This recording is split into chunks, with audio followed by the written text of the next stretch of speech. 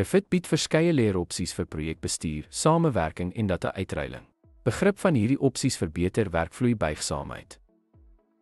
Projekleers gestoor as IFT-leers wat die primêre formaat vir Revit-projekte verteenwoordig.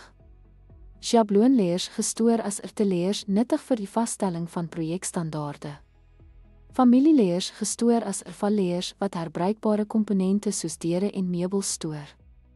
Biblioteekleers gedeel tussen projekte om gesinsgebruik te standaardiseer.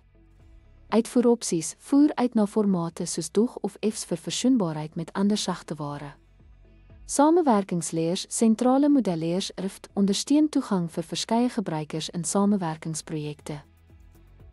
Byvoorbeeld, 'n span kan die Revit-model na 'n DOG-formaat uitvoer om met konsultante te deel wat AutoCAD gebruik. Revit se diverse leeropsies ondersteun aanpassing, versoenbaarheid en doeltreffende projekorganisasie.